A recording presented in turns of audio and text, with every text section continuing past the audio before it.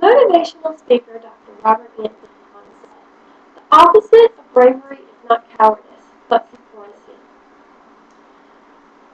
That being said, I'd like to introduce my topic, nonconformist Charles Darwin. He was born in the early 1800s in England. He was born to an affluent family that sent him to study medicine. While there, he realized that he had a strong interest in nature and decided that maybe medicine wasn't for him. His family then sent him to study divinity. While studying divinity, he found the perfect opportunity to continue studying nature. Eventually, he decided to go on an expedition that was to go survey the South American coastline. The name of the expedition was the HMS Beagle. He was to serve the position of naturalist aboard. They took almost 5 years surveying the coast of South America.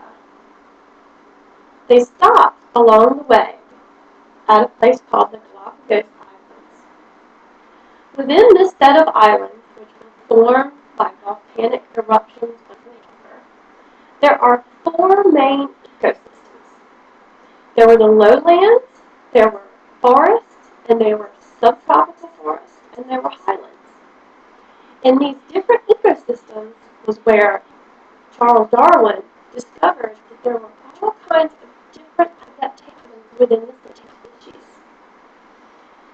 He had been born into a very religious family and was brought up to believe that God's word was infallible.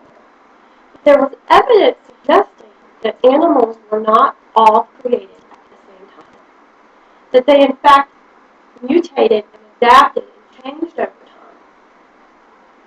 His most famous example that he has used many, many times afterwards were the finches that he found at the Galapagos Islands.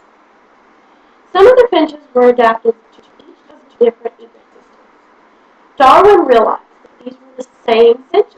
They just had different adaptations that allowed them to survive in those particular settings.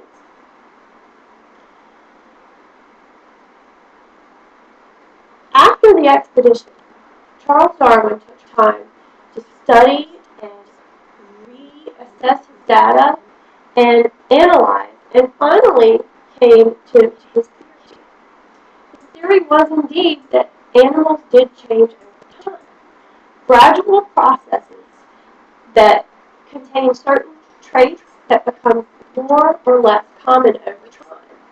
So in other words, traits that happen from one individual either would become more common and become more widespread, or less common and maybe even eventually go away.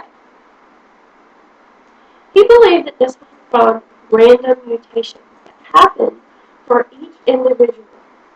Mutations that happen to help that particular individual survive in their particular environment. These mutations were passed on to their children, and eventually the species found that those particular mutations were helpful. And so those animals propagated more than the animals that did not have the mutation. So eventually the whole species would shift to form adaptations in certain areas. So for that particular environment, the finches were adapted to live in the lowlands, near the beach areas. And then there were other finches that were more adapted to live in the cold mountainous areas.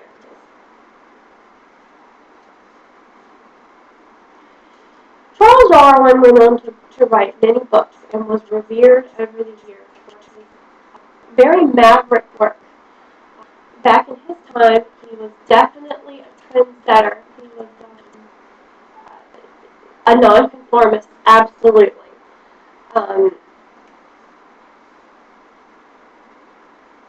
the studies that he did definitely have changed the world, and it was his insistence that he saw these adaptations and wanted to record them and share his theory with the world that changed the look of science forever. So that is my topic, Charles Darwin. I hope you enjoyed listening, Um, he is a very influential man, and I really enjoyed sharing what I know.